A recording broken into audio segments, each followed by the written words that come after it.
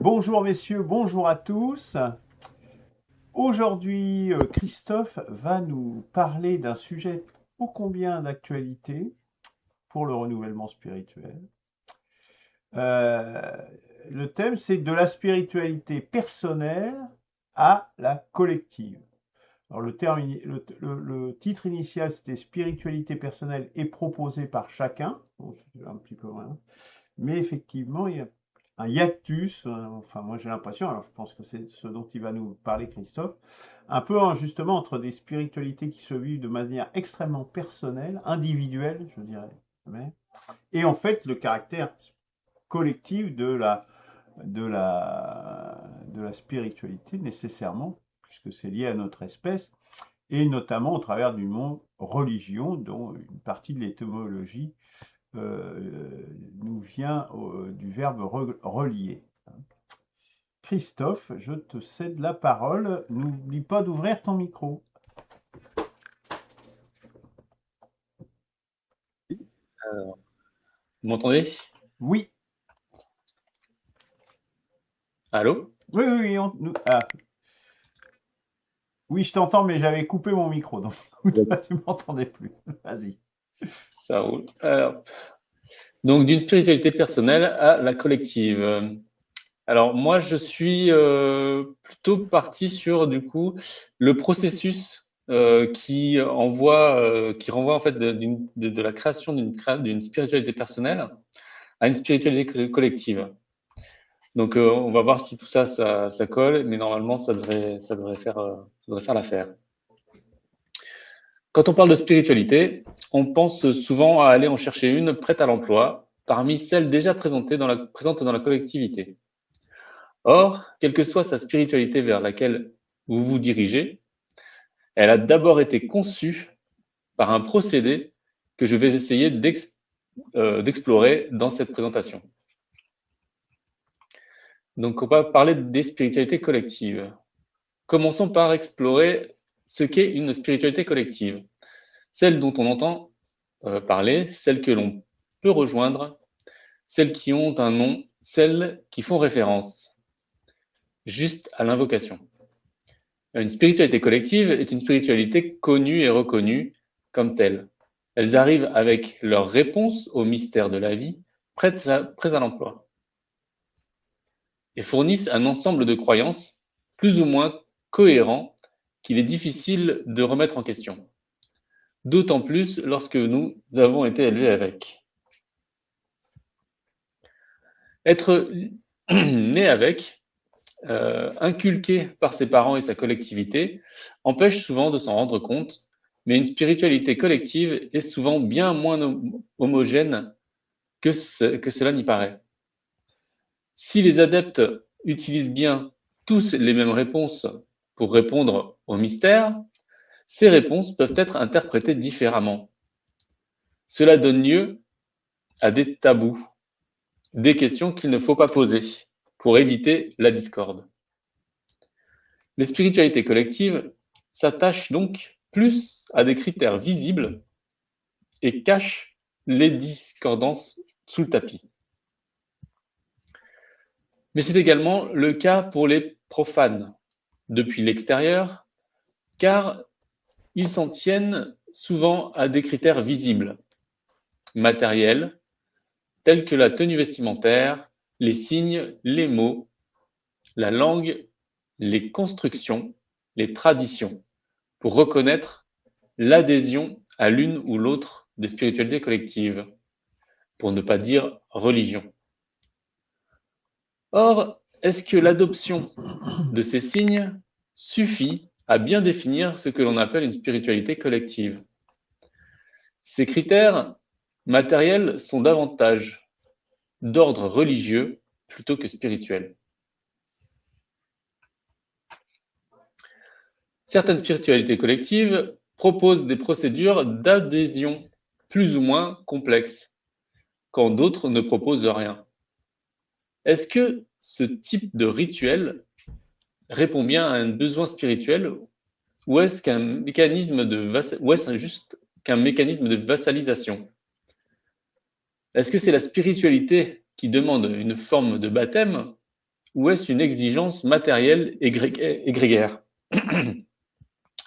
Il me semble que ressentir le besoin de rentrer dans un groupe est un besoin matériel qui se caractérise par un manque de spiritualité. En effet, être mobilisé par la peur de se retrouver seul est un rapport matériel au groupe, là où du côté spirituel, on pourra retrouver des ermites souvent solitaires. Devoir suivre une procédure pour se réclamer d'une spiritualité doit répondre symboliquement à une question personnelle. Or, on peut classer ces rituels selon que cela soit exigé ou non par la collectivité, la symbolique qu'elle porte, ainsi que la nécessité de matérialiser l'engagement. Pour certaines spiritualités, ce n'est pas utile. Pour d'autres, ce n'est pas suffisant. Mais ces différences de point de vue peuvent également se retrouver entre les membres d'une même spiritualité. Ils n'ont parfois pas la même opinion sur les choses, ce qui peut se manifester par des rituels différents. Une spiritualité collective n'est donc pas complètement homogène. Chaque individu porte ses propres critères d'appartenance à une spiritualité collective. Il y est parce qu'il le revendique, il y est parce qu'il y est reconnu par des adeptes, il y est parce qu'il y est poussé par des profanes. Dans les trois cas, les critères d'admission sont bien plus liés au mimétisme qu'à une authentique démarche spirituelle. Avoir l'air, ressembler, suffit souvent pour vous caser dans une spiritualité collective. Quoi qu'il en soit, une spiritualité collective est meuble. Loin de regrouper des gens qui croient conformément, il est plus question de se regrouper autour de signes plutôt qu'une authentique adhésion à une spiritualité. C'est pourquoi nous sommes amenés à distinguer spiritualité collective et religion. Les religions étant ces spiritualités collectives basées sur des critères purement matériels et de procédures et de signes d'appartenance. Étant donné que les religions sont constituées de personnes qui croient différemment, on peut établir que, finalement, chaque individu possède sa propre spiritualité qu'il essaye ou non d'intégrer dans les spiritualités collectives en place. Abandonnons l'idée que les adeptes de religion possèdent une même spiritualité et allons au-delà des apparences. Les spiritualités sont toujours personnelles. Donc des spiritualités personnelles. Nous avons vu qu'avoir une spiritualité personnelle n'est pas réservé aux profanes. Les personnes qui se réclament d'une même religion n'ont pas toujours la même spiritualité. Nous avons vu le cas notamment de ce qui fait l'appartenance à une religion, à une spiritualité collective. Pour certains, il faut suivre des procédures, pour d'autres, l'aspect se suffit de lui-même. Et pour d'autres encore, ce sera purement et simplement impossible. Cela reflète des spiritualités personnelles bien différentes d'adeptes de la même religion. Il est peu probable que des personnes qui considèrent qu'on ne peut pas accueillir de nouveaux membres dans son collectif puissent partager la même spiritualité que des personnes qui considèrent qu'il suffira de s'en revendiquer. Il me semble que la coexistence au sein du même groupe ne pourrait être que conflictuelle et ne pourrait se régler que par un schisme, ce qui, historiquement, peut rappeler des événements comme l'avènement du christianisme. Cependant, on pourra également retrouver des personnes en accord sur ce point et qui pourtant ne sont pas dans la même religion, ce qui pourrait les rassembler dans une spiritualité collective si les signes matériels peuvent être mis de côté. On pourrait donc construire des spiritualités collectives non visibles, qui ne sont pas des religions, mais qui se baseraient sur la similarité des spiritualités personnelles. C'est probablement ce qui se produit au démarrage de toute spiritualité collective. Un groupe d'hommes s'est mis en retrait de leur religion pour se rassembler autour d'une spiritualité commune. Les spiritualités personnelles peuvent être très variables et marquées derrière des tabous, et masquées derrière des tabous. Il est très difficile de les sonder. Il est donc nécessaire que se rencontrent deux types de personnes qui veulent briser ces tabous. Quelqu'un, donc le premier type de personne, quelqu'un qui le fait ouvertement, qui brise les tabous et exprime sa spiritualité, le prophète. Quelqu'un qui n'ose pas le faire, mais qui est à la recherche de réponses, le disciple. Lorsqu'ils se rencontrent, le prophète et le disciple produisent une spiritualité collective en confrontant leur spiritualité. Ainsi, la spiritualité collective qui en résulte n'est pas seulement celle du prophète, mais elle est également influencée par celle du disciple. Plus il y a de disciples, plus la spiritualité résultante pourra se diffuser, mais plus également elle sera différente de celle du prophète.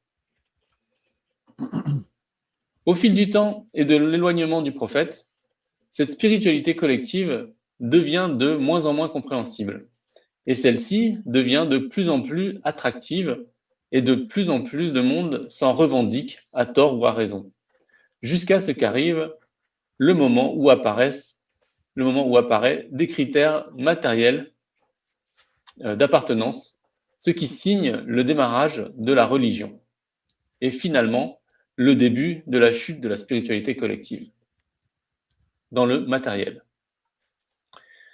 Il faut donc admettre qu'une spiritualité personnelle ne devient jamais réellement collective. Les spiritualités collectives sont des représentations meubles, médianes, d'un ensemble de spiritualités personnelles. Ainsi, la spiritualité du prophète n'est accessible qu'aux disciples et qu'en partie limitée. Cependant, il peut arriver que des spiritualités personnelles similaires existent. Cela parce que tous autant que nous sommes, pouvons construire une spiritualité personnelle. Si celle-ci consiste à suivre une spiritualité collective préétablie et d'obéir au tabou, vous ne pouvez pas faire émerger de spiritualité collective. Pour ce faire, il faut créer sa spiritualité en résolvant les tabous. Or, si ces tabous sont là, c'est que leur résolution est complexe. Et sur ce chemin, vous pouvez retomber sur des spiritualités personnelles précédentes de prophètes, vous donnant ainsi accès à une spiritualité collective avec certains prophètes. Cette voie est particulière et elle met en valeur qu'il y a un chemin vers une spiritualité collective des prophètes qui n'est donc pas une spiritualité qui se transmet, mais une spiritualité qui se retrouve au-delà du temps et de l'espace. Une spiritualité primordiale que l'on peut retrouver quand on cherche à créer sa propre spiritualité et qui est inaccessible tant que l'on suit les spiritualités collectives. En conclusion, tout le monde possède une spiritualité personnelle, seulement elle est masquée derrière des spiritualités collectives qui ne sont, pour la plupart du temps, que des amalgames pleins d'incohérences et porteuses de tabous. Pour espérer un développement de sa spiritualité personnelle vers une spiritualité collective, il faut d'abord travailler sa propre spiritualité pour identifier ou résoudre des tabous. Trouver des disciples ou des prophètes, confronter ces spiritualités pour produire un amalgame et accepter que la spiritualité collective ainsi construite se détériore avec le temps. C'est ce que j'appellerais la voie des disciples. Mais la voie du prophète, n'est pas réduite à cela, puisqu'il essaye de rejoindre une spiritualité primordiale qui est partagée par les prophètes, qui, elle, ne s'altère pas avec le temps, mais qui est difficilement accessible.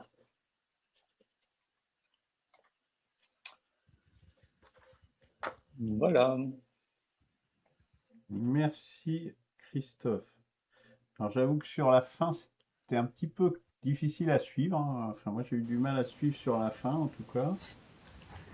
Notamment sur les spiritualités primordiales, ce que tu as terminé, qui seraient partagées par les prophètes.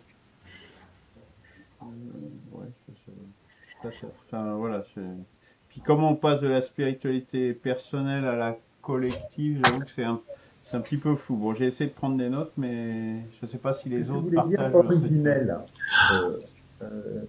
Est-ce que le synonyme serait originel? On t'entend pas bien. Oui. Ah oui. Est-ce que tu veux... Vous m'entendez mieux là? C'est très sourd. C'est très sourd, oui. Parle dans le micro. Ben, j'y suis avec mon casque et tout. Ah, vous m'entendez mieux là? Oui. Oui. Ah. Et donc en fait, est-ce que tu voulais pas dire peut-être originel? Mais originel, ça m'irait très bien, oui. C'est une spiritualité qui est de référence, quoi. Je rebondis là-dessus, donc je vais intervenir le premier.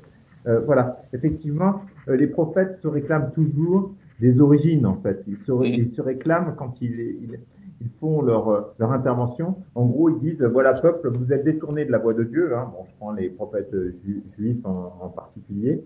Pas tellement le Christ, mais parce qu'il ne fait pas ce genre d'admonestation en tant que tel. Il n'est pas théoricien, en fait. Hein. Et donc, les prophètes, tardifs, hein, tous ceux qui viennent dans la fin de la Torah, donc disent à leurs coreligionnaires, bah, vous êtes détournés de la voie. Donc, en fait, il faut retrouver Yahvé, quoi, pour résoudre les grands problèmes, qui sont d'ailleurs, au passage, d'ordre politique ou d'ordre, disons, des envahisseurs arrivent. Et le prophète dit, des fois d'une manière subliminale, mais d'une manière quand même un peu plus active, qu'en fait c'est parce que vous vous êtes punis, en fait, vous vous punissez, ça c'est vers la fin, ou vous êtes punis par Yahvé. Voilà, donc c'est l'idée de la chose. C'est comme ça que je l'ai compris. Hein. En fait, tu parlais aussi à un moment donné de spiritualité similaire. Quand j'avais étudié le catharisme à un moment donné, dans les historiens, ils disaient qu'en fait le catharisme était apparu à peu près au même moment. On n'arrive pas à trouver des origines en tant que tel, hein, du catharisme. Donc on est au XIe siècle, peut-être même un petit peu avant. Donc cette soif de revenir à la pureté à nouveau, hein, aux origines en fait du message christique, hein, c'est ce qui était prôné par les cathars. Les cathars, c'est un terme générique. On en trouvait à ce moment-là en Turquie, on en trouvait en Bosnie, hein, d'ailleurs, avant que la Bosnie devienne musulmane.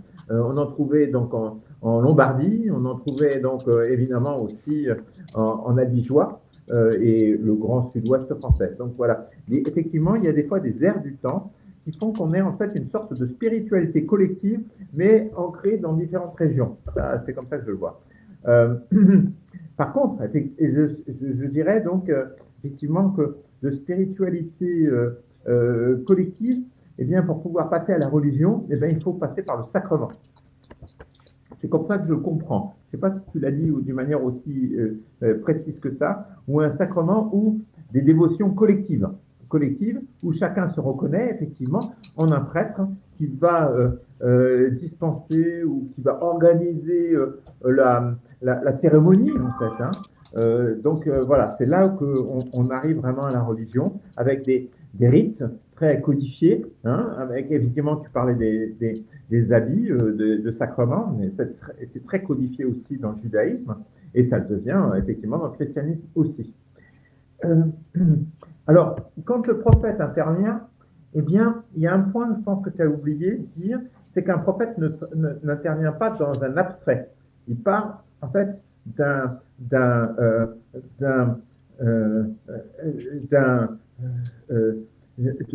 d'éléments qui sont communs à tous. Mais lui voit mieux que les autres quelles sont les souffrances du peuple et quelles sont les réalités, aussi bien spirituelles que terrestres. Et il relie les deux dans un message spirituel, hein, avec des solutions à chaque fois qui sont proposées. Donc, il faut partir quand même du supra. On ne pourrait pas placer un Confucius, par exemple, en Judée ou ailleurs. On ne pourrait pas placer un Isaïe quelque part en Chine. Donc, c'est juste pour montrer des exemples, hein, pour être plus clair par rapport à ce que je veux dire. Enfin, tu parles, et c'est ça qui est typique, tu parles en fait d'un point de vue d'un homme occidental formaté inconsciemment ou consciemment par le christianisme. Et en fait, c'est que tu parles comme de l'individu, comme s'il est capable de créer une propre spiritualité. Alors ça, c'est typiquement chrétien parce qu'en fait, le christianisme est la plus individuelle, c'est ce qui a prôné le plus d'individuation aussi dans son esprit. Donc de développer un mode de pensée où on va non seulement intérioriser, mais on va se proposer d'étudier ses propres péchés individuels. Il y avait déjà des prémices dans le judaïsme, hein, tardif, mais le christianisme est celle qui permet ou qui a développé en fait une dimension beaucoup plus individuelle. Le musulman lui-même ne se pose pas trop de questions. Il accomplit ses dévotions. Pour une partie, il y a des variations aussi dans le judaïsme, mais effectivement, les dévotions, c'est le grand problème. Le grand totem, on pourrait dire, hein, le grand totem de l'islam et en grande partie aussi judaïsme. Mais c'est la même chose aussi en hindouisme. Hein. On fait de puja le matin pour un conducteur de bus devant son bus pour conjurer le sort d'un accident. Ça, c'est quelque chose qui est de l'ordre du totem. On fait ça et on ne va pas trop se poser des questions sur l'intériorité très profonde. Ça, c'est typiquement chrétien. Et même l'occidental, qui est devenu laïque, a beaucoup plus travaillé sa spiritualité individuelle et ça lui a permis justement de pouvoir être même des fois athée et de dire voilà, je suis athée, mais en fait c'est de l'ordre spirituel quand même. Hein. J'énonce que je suis athée. Voilà pour les premiers éléments. Je crois que j'ai parcouru l'ensemble de mes points essentiels. Voilà. Merci Eberhard. Vas-y Franck. Oui. Bon, je dois avoir un peu l'esprit chafouin aujourd'hui. En fait, j'ai eu l'impression d'entendre un discours un peu caricatural de quelqu'un qui se positionne complètement à l'extérieur en n'ayant aucune véritablement expérience interne de ce qu'est à la fois appartenir à un mouvement religieux ou à une spiritualité. Je rejette totalement le fait qu'une spiritualité collective, parce que je pense que Christophe, tu parles essentiellement des religions sans véritablement les nommer, n'est pas un obstacle à une spiritualité individuelle. Au contraire, c'est même souhaitable. Moi, ce qui m'a un petit peu gêné, mais peut-être que j'ai mal compris, c'est un peu cette caricature de dire « Ah oui, vous êtes dans une religion, donc en fait, vous êtes des moutons avec du prêt-à-penser, et puis on a tout mâché pour vous, et vous n'avez qu'à avaler et ruminer. » C'est pas du tout ça, en fait.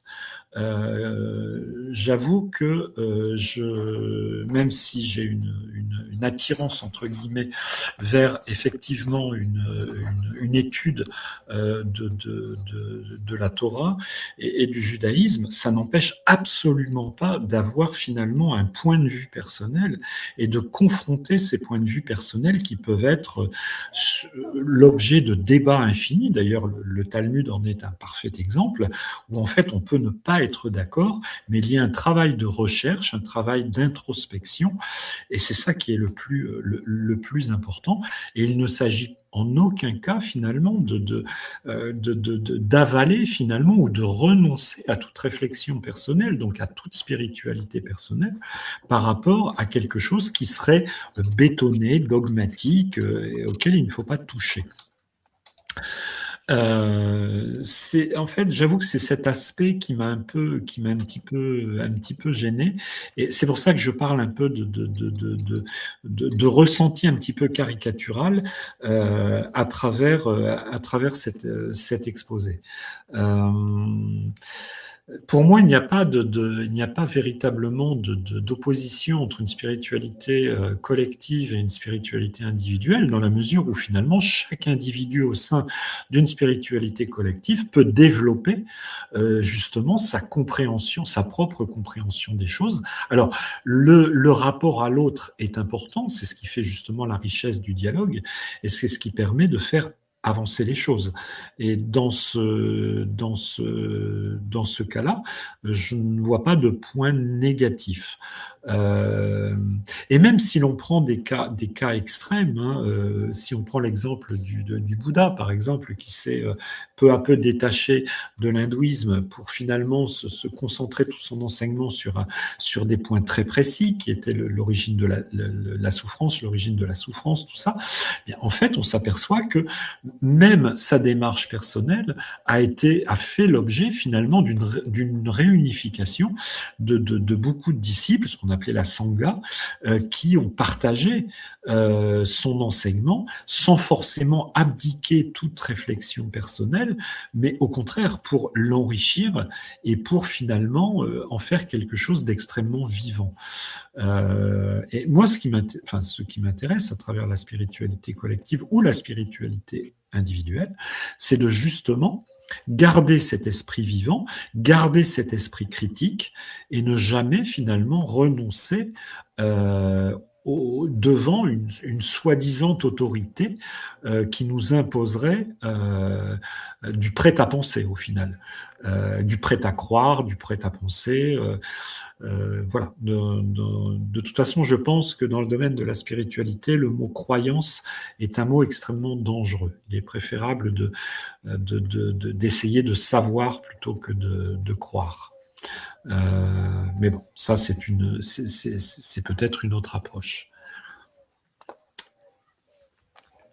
Merci Franck. Alors j'ai une question quand même à Franck là. Je voudrais quand même rebondir sur ce que vient de dire Franck avant de laisser parler Luc. Moi je pars de mes observations ici chez nous au christianisme, dans une société chrétienne. Parle dans le micro. Ah non du tout. Je parle d'une. Est-ce que vous m'entendez mieux là? Oui. Oui. Bon, je parle de mes observations anthropologiques, mais aussi d'une manière générale. Il n'y a qu'une extrême minorité dans une population, et tu en fais partie, qui sont capables et volontaires pour faire vraiment une étude personnelle. L'immense majorité de la population est plutôt consommatrice et ne va pas aller à rechercher plus loin. Et c'est seulement lorsque la situation est gravissime du point de vue politique, du point de vue économique et autres, que d'un seul coup, on va écouter un prophète, tu vois. Donc c'est pour ça que je me dis, oui, Franck est un être éclairé du judaïsme, il vient même de la religion réformée, et donc il a fait une vraie recherche. Mais ça représente combien dans la population, dans toutes les populations? Honnêtement, je n'ai vraiment pas l'impression d'être une exception, comme tu dis. Je côtoie énormément de personnes qui ont un petit peu la même démarche, et de plus en plus, d'ailleurs, de plus en plus.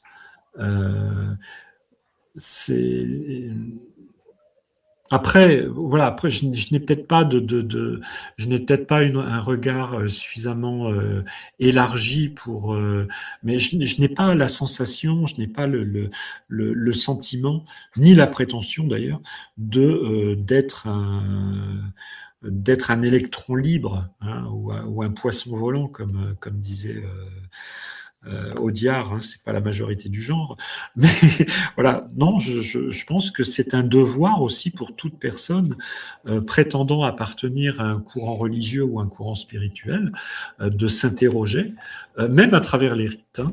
On parlait de rites tout à l'heure, c'est vrai qu'il y a les rites, les sacrements dans le christianisme, dans le judaïsme, il y a peut-être autre chose, ce qu'on appelle les mitzvot, donc les commandements, mais s'interroger sur le pourquoi de ces commandements, c'est quelque chose qui est extrêmement fondamental plutôt que d'accomplir bêtement, entre guillemets, une chose qui relève d'une prescription, aussi divine soit-elle. Et d'ailleurs, à ce titre, quand on lit le Tanar, et on parlait des prophètes, il y a bien souvent un dialogue qui s'instaure entre la divinité et le simple individu. Même si c'est un prophète, c'est la raison pour laquelle, en fait, moi, je rejette un peu cette notion de Dieu tout-puissant, omniscient, tout ça. Non, c'est un Dieu qui est en relation. Et c'est cette relation qui est importante. Combien de fois on s'éloigne peut-être un peu là, non, Franck. oui. Non, je voulais simplement dire que combien de fois par moment dans certains textes considérés comme des textes un peu bétonnés, il y a un dialogue qui s'instaure et une volonté qui peut s'infléchir. Et c'est ça justement là où on passe du collectif à l'individuel.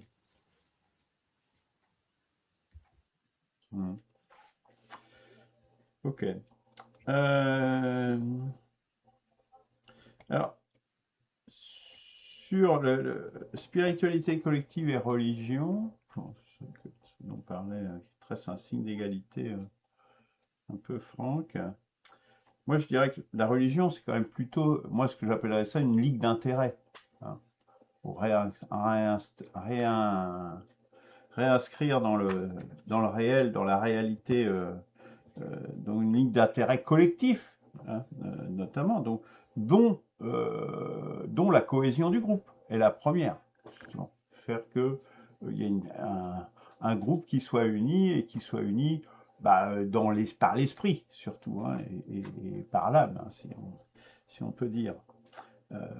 Par les réflexes, etc., les réflexes moraux, etc. Donc, créer une cohésion de groupe.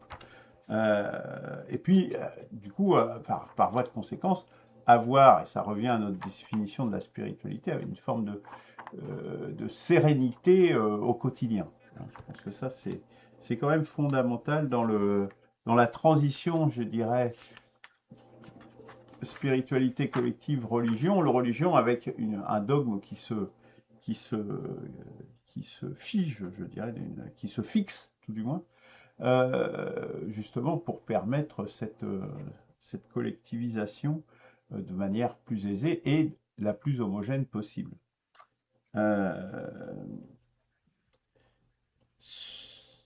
C'est un peu par rapport à ce que tu disais, Christophe, justement, il y a cette difficulté, justement, d'avoir des spiritualités individuelles, personnelles.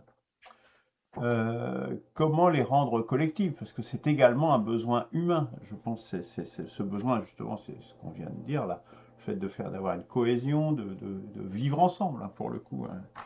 Effectivement. Et ça passe fatalement à un moment donné par, Eberhard a évoqué la notion de sacrement, mais je dirais de cérémonie dans lequel on se retrouve, hein, dans lequel on fait la fête ensemble. Dans un autre domaine, le 14 juillet, par exemple, ça fait aussi partie de ces cérémonies qui forment et qui lient un groupe. Ce n'est pas dans le domaine religieux, mais ça parle aussi à l'âme. Et donc ça, c'est une transition qui semble importante.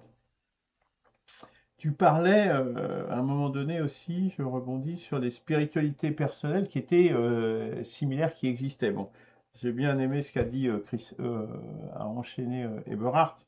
C'était plus précis dans les prophètes, mais effectivement, et il a répété, il a rappelé sur les cathares, et moi je dirais, il y a justement des spiritualités qui réémergent d'elles-mêmes de manière assez similaire. Et moi, je fais le lien entre le Tao, les gnostiques, les cathares, et puis aujourd'hui ceux qui parlent de l'univers. Hein, je vous renvoie à différentes émissions qu'on a fait, dont on a parlé justement des spiritualités qui tournent autour de l'univers aujourd'hui. Et donc, où ça revient de façon récurrente, je dirais, hein, au travers des temps et de l'espace. Donc ça, c'est pas c'est pas un hasard non plus si ça réémerge. Donc ça c'est un terreau, je dirais, personnel, qui peut être personnel, qui peut se collectiviser aussi, mais voilà, puisqu'il réémerge de lui-même. Euh,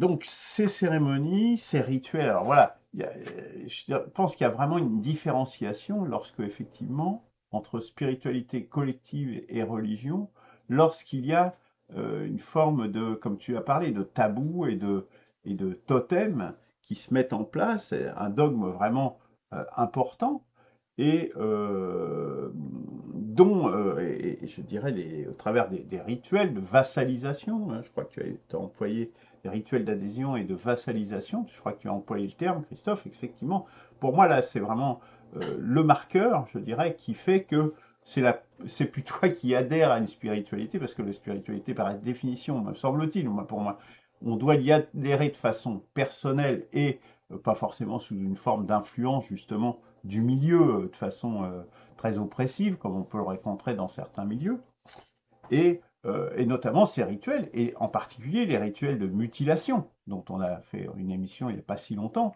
qui sont effectivement là, des rituels de marquage et de vassalisation très, très importants. Qui, du coup, par ce marquage, on va avoir partage des intérêts communs, etc. Ce qui fait beaucoup quand même dans les raisons et des différentes chapelles, d'ailleurs, qui peuvent exister dans différentes religions, pour justement avoir des intérêts qui avancent en commun. Hein. Dans toutes les religions, vous avez ce genre de chapelles qui existent, des ordres, des congrégations, etc., etc. Ce sur quoi je reste un petit peu sur ma faim dans ton exposé, Christophe, c'est que je pensais qu'on serait beaucoup plus dans. Alors, tu as fait, je dirais, quelque chose qui est au niveau du modèle, je dirais, quoi. Voilà, hein, ce que te reproche Franck, d'ailleurs, hein, puisqu'il te dit c'est désincarné, c'est comme si c'était quelqu'un qui n'a jamais eu de spiritualité qui parle, etc. Donc, tu t'es situé au niveau du modèle. Bon, moi, ça me va bien, hein, ça ne me gêne pas. Mais parce que j'essaye aussi de me situer à ce niveau-là, puisque quand on est au niveau méta, généralement, on voit mieux. Toutefois, j'aurais bien aimé avoir quand même un peu une projection dans la situation actuelle, où on a justement cette émergence de beaucoup de spiritualité personnelle. Il y a beaucoup de gens qui sont dans des spiritualités personnelles aujourd'hui, énormément, en dehors des religions, hein, complètement en dehors. Bon, il y a Magali notamment qui présentait ses religions sur l'univers, etc. Mais il y a une foultitude de youtubeurs, etc. D'ailleurs, en plus, mais pas que, hein, qui sont dans ce type de spiritualité. Je ne sais pas si on a des chiffres d'ailleurs de ça, mais à mon avis, c'est tout à fait conséquent, contrairement à des affections qu'on raconte par ailleurs et que décrit Emmanuel Todd dans sa chute de l'Occident. C'est ce lien, justement, je trouve que tu n'as pas établi, Christophe. Et moi, ma soif, je dirais, c'est de dire comment on va faire pour passer de ces spiritualités personnelles pour réussir à en faire une spiritualité collective. Parce qu'il y a beaucoup de points communs, justement, et on voit bien qu'ils réémergent, etc. Comment faire pour faire un lien, malgré tout, qui ne soit pas une religion, mais qui soit une véritable spiritualité adhésive, je dirais, où on adhère, et sans que ce soit par une oppression, je dirais, et par une pression concrète du milieu. Voilà, bon, ça sera peut-être l'objet d'une autre réunion, ou peut-être tu vas en parler dans ta conclusion. Ok.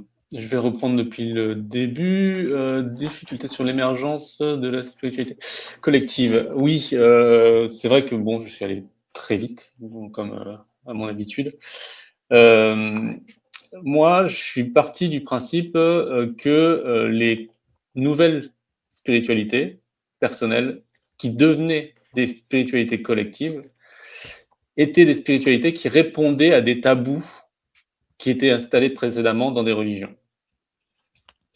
Ou en tout cas qui répondaient à des questions, à des mystères, de manière générale. Donc, pour moi, il n'y a pas de passage entre spiritualité personnelle vers la spiritualité collective sans résolution de tabou. Donc voilà, je suis bloqué là-dessus. Ensuite, attends. Pourquoi Et donc, ouais, enfin, vas-y. Pourquoi Oui, Pourquoi de ce passage obligé? Parce qu'en fait, sinon, les spiritualités déjà en place, en tout cas les religions déjà en place, elles répondent déjà à tout quasiment. Et il faut absolument résoudre des problèmes qui ne sont pas résolus dans les spiritualités en place. Sinon, il n'y a pas Oui, de remplacement. mais c'est pas forcément un tabou, pour le coup. bah, Christophe, j'avais Oui. une question. Quand tu parles de est-ce que tu peux nommer les choses? Quand tu dis tabou, qu'est-ce que tu entends par tabou? Ben, par exemple, mettons que dans le baptême dans la religion catholique, voilà, on va dire il y en a qui sont pour, il y en a qui sont contre, mais en fait, globalement, ils ne se posent pas trop la question. Ou dans la religion musulmane, ça va être la circoncision. Il y en a certainement qui sont pour ou contre, mais de toute façon, ils ne vont pas en parler. La question, c'est pourquoi on le fait et comment lui donner du sens. Et si tu ne résous pas ce problème-là, tu passes pas à une nouvelle étape, tu passes pas à une nouvelle spiritualité. C'est-à-dire qu'il faut soit réussir à conserver l'idée que c'est utile pour la resymboliser autrement, comme avait fait le Christ, enfin comme a fait Jésus quand il a mis le baptême en place. Et donc, et comme veut le faire Eberhard, mine de rien, c'est pas anodin ce que tu proposes, le baptême par la terre. Enfin, je crois que c'est un sacrement en plus, mais en termes spirituels, c'est pas anodin. Donc, c'est quelque chose d'évolutif. Et donc, il faut résoudre ces tabous qui sont en place. Donc, c'est des questions qu'on ne se pose pas, qu'on n'ose pas poser, parce que sinon, ça crée de la dissension au sein des groupes et au sein des religions, de façon générale. Donc, Je voilà. voulais juste te dire, le baptême ne fait pas du tout polémique au sein du christianisme, quel que soit Oui, le c'est ce que christianisme j'allais dire. d'ailleurs. Il est Bah, il y complètement en a accepté par qui tout le disent monde. que le baptême, moi, enfin, je te dis pas au sein de ceux qui sont à l'église, je te dis que le baptême, il y en a qui disent qu'il ne faut pas le faire aux enfants, il y en a qui disent que, bah, si, on peut le faire, il y en a qui disent qu'il faut le faire dans la mer, il y en a qui disent que, bon, voilà. Ah, mais Tu as tout un tas c'était de juste. trucs qui sont pas Ok, graves, ok. Le principe du baptême n'est pas remis en cause, c'est la manière dont on le fait. Oui, d'accord. c'est ça. Et en fait, ces questions-là, tant qu'elles sont pas posées, enfin, en fait, c'est pas grave. Mais si on arrive à le résoudre, là, ça crée une entrée vers une nouvelle spiritualité parce que justement, on résout le problème de pourquoi est-ce qu'il faut le faire comme ça et pas autrement. D'accord, ok. Donc, et donner du sens à ces choses-là.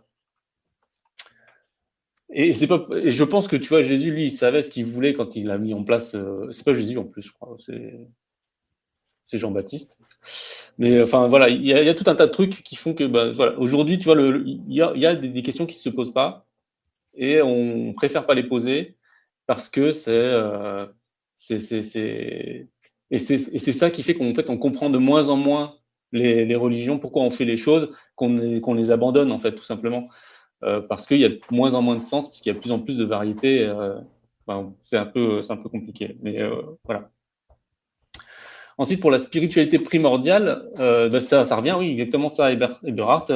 Il y a des spiritualités qui réémergent et on ne sait pas vraiment d'où elles viennent, etc. Mais en fait, ce sont des spiritualités qui sont accrochées, pour moi en tout cas, à une spiritualité primordiale, à quelque chose sur lequel les prophètes s'accrochent pour réaliser pour résoudre en fait les problèmes.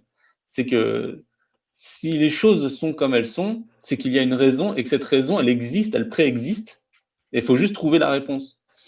Enfin, il faut trouver la réponse. Et cette réponse, elle se trouve dans une spiritualité qui est scriptée, on va dire, qui est préécrite, qui va pas être inventée from scratch, from le néant, quoi. Et c'est cette spiritualité primordiale qui, elle, en fait, raccroche les prophètes sur un socle qui, euh, qui, qui leur permet de répondre et de résoudre ces questions. C'est en recherchant cette spiritualité-là qu'on résout les questions. Alors que les spiritualités, en fait, il y a un cycle de vie dans la spiritualité collective, etc. Enfin, donc moi, je pense que ça commence personnel, ça vient collectif, et quand ça devient collectif, en fait, c'est un groupement de personnel, donc c'est un amalgame, c'est déjà plus la même chose, ça devient un amalgame de spiritualité. Et cette spiritualité collective, c'est pas la spiritualité d'origine, c'est vraiment une nouvelle entité. Ensuite, il y a le besoin de sacrement. Le besoin de sacrement, c'est un besoin matériel. Et ce besoin matériel, pour moi, il note quasiment le début, de la religion. À partir du moment où on commence à avoir des sacrements, matériels, on commence à rentrer dans la religion et à devoir lui demander en fait des comptes matériels. Et en fait, c'est là où je parlais de chute dans la spiritualité collective matérielle. Donc, la religion, elle vient à ce moment-là. Pour moi, c'est un marqueur qui fait qu'on rentre en religion. Je peux t'interrompre justement sur ce point précis, parce que justement, le sacrement, il vient justement de quelque chose qui est sacré, qui est le cœur, un des cœurs de la religion, qui a marqué un sacrifice justement de celui qui a été à l'origine du courant spirituel ou de la religion. Donc, il y a sacrement, sacrifice, tu vois, on est vraiment dans cette dimension-là, qui est une dimension alors, qui a été matérielle, puisqu'il y a le bouc émissaire qui a été, bon, voilà, c'est René Girard, qui a été sacrifié, justement. Après, toi, tu bascules immédiatement dans la matérialisation. Alors, dans le sacrement, là, pour le coup, effectivement, quand on passe du sacré au sacrement, peut-être qu'effectivement, c'est ça que tu... Oui, voilà, c'est ce basculement, en fait, du sacré au sacrement qui fait que... en tout cas, moi, c'est comme ça que je me l'imagine. J'ai étudié les sacrements, donc des théologiens qui ont travaillé sur ce sacrement. Les sacrements les plus efficaces, c'est ceux qui touchent le corps, voilà, avec une dimension spirituelle. Donc, c'est le corps qui est en contact avec en fait, le Dieu, mais c'est là qu'on peut dire matérialité, mais c'est une matérialité symbolique qui arrive à toucher le cœur des hommes. Ça veut dire qu'on a vraiment été en contact avec Dieu par le sacrement. Je parle aussi la circoncision, hein, qui est claire, hein, aussi du point de vue là au judaïsme. Oui. Donc moi, en tout cas, je pense que c'est l'étape qui fait basculer d'une spiritualité collective, qui est quelque chose d'assez abstrait finalement, à quelque chose de plus matériel. Parce que je pense qu'il y a des spiritualités collectives qui restent spiritualité collective et qui tombent jamais dans la religion, parce qu'il n'y a pas justement, il n'y a pas le sacrement. On devrait rester... En fait, si on veut être dans la spiritualité, il faudrait rester dans le sacré. Enfin, pour moi, on est totalement dans Simone Veil. C'est-à-dire que le sacrement, je ne suis même pas sûr que j'ai vu le mot utilisé dans ce que j'ai lu d'elle. Par contre, le sacré, ah oui, ça, le sacré, voilà. C'est effectivement, là, je comprends bien cette transition que tu fais. Ouais, c'est pas mal, c'est bien. Et ça ne marche pas pour l'immense majorité de la population. C'est mon désaccord avec Franck. Il y a besoin d'une identification simple pour la grande majorité de la population, parce qu'elle ne va pas vouloir, elle va vouloir se réunir, elle va vouloir construire un système social aussi, mais basé sur des valeurs qui le dépassent, mais elle va pas accepter de faire ses recherches individuelles.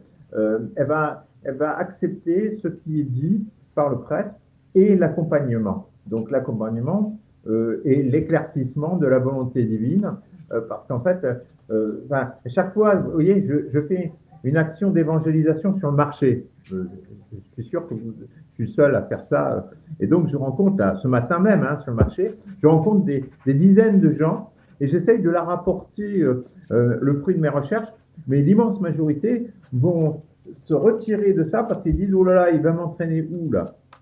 Parce qu'en fait, et ça leur demande surtout dans une société laïque et laïcarde et carrément qui a tué Dieu, hein, la France étant experte en la matière, eh bien tout ça trouble trop et ils vont plutôt rester dans le communément bas de gamme en fait de tout ce qui est dimension. On va vous parler de valeurs morales, mais sans savoir qu'en fait les valeurs morales viennent d'un contrat spirituel. Voilà, donc on veut rester sur un niveau assez faible et c'est pour ça que le sacrement est le moyen pour que les gens se reconnaissent entre eux. Alors, je propose qu'on fasse une émission sur ce sujet particulier, qui est de dire, le sacrement est-il indispensable ou le sacré est-il accessible à tous? Parce que c'est ça que tu poses comme question. Oui, certes. Hein? C'est ça que tu poses comme question. Et de dire, non, la population générale ne peut pas avoir accès au sacré. Moi, voilà. Je rajoute ça. C'est informel, c'est intuitif, mais non pas conscient et non pas passé par le cerveau, en fait. Oui, c'est les tabous. Ça fait partie des tabous, quoi. Pour moi, c'est... Le Christophe. tabou, c'est autre chose. Attends, on va redonner la parole à Christophe pour qu'il conclue, peut-être. Oui, Franck? Non, c'est un peu comme Ebrard, je suis très gêné par le mot tabou, quoi.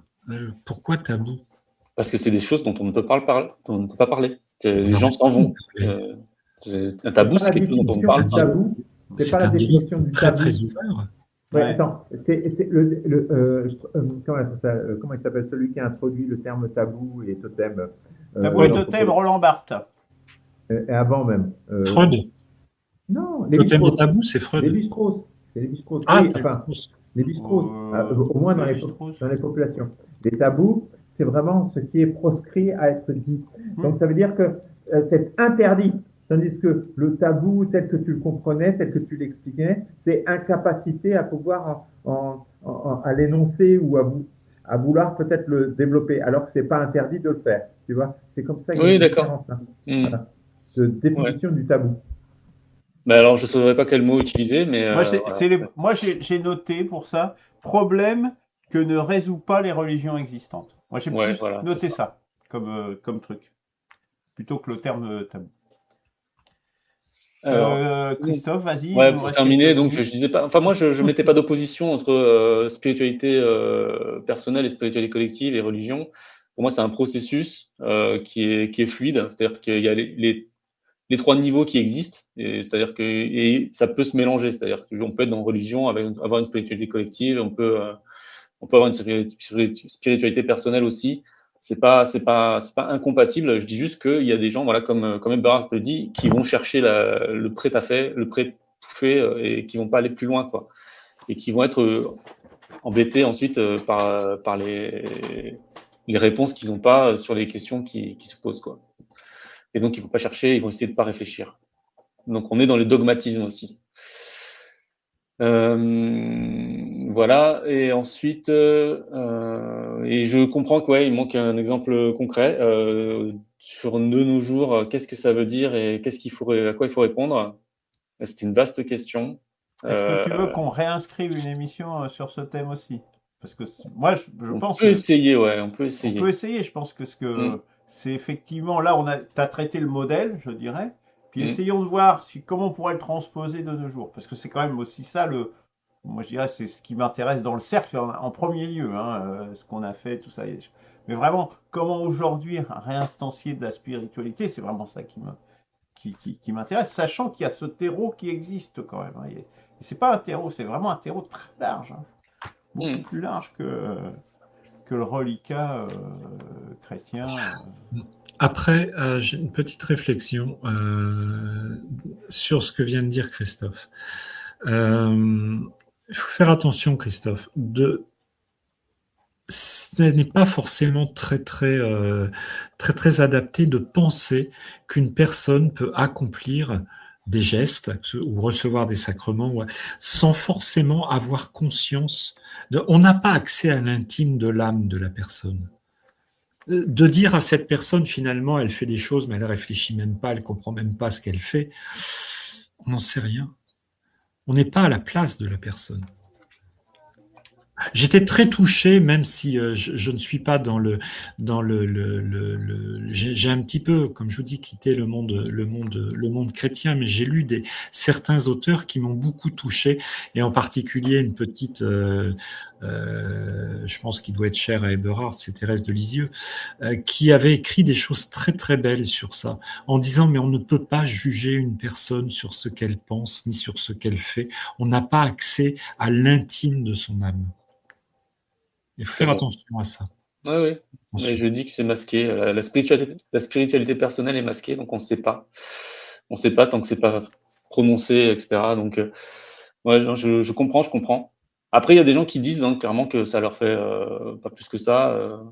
Ils sont baptisés depuis qu'ils sont bébés, mais ils n'ont pas compris. Enfin, aujourd'hui, y a plein de dans trucs. La laïcisation, c'est la majorité des gens. Ouais. Et puis, tu as quand même un conditionnement. Enfin, Ouais. Quand Ouais. les enfants, faut pas oublier que les religions, la façon dont ça se transmet, c'est quand même par l'enfance. Et tu es dans un bain social qui a une pression et qui te laisse pas le choix d'aller vers ça. Enfin, c'est quand même ça le vecteur numéro un. Ne Oui, mais l'oublions même pas hors quand même, hein. religion. Ça veut dire la société consumériste est vécue comme une religion. Ça t'empêche de penser d'une manière individuelle. Hein. Oui, oui, ça, alors ça, Pour voilà, l'immense majorité. ça c'est, oui, voilà, mais ça c'est les mêmes techniques, je dirais, mais utilisées à d'autres fins. Mais c'est les mêmes techniques, on est d'accord. Ok, on est à 55 minutes, ben, je sais pas, Christophe, un dernier mot, je sais pas. Non, c'est très bien. Non. Bon, bah, Bon, eh bien, merci beaucoup, Merci. messieurs.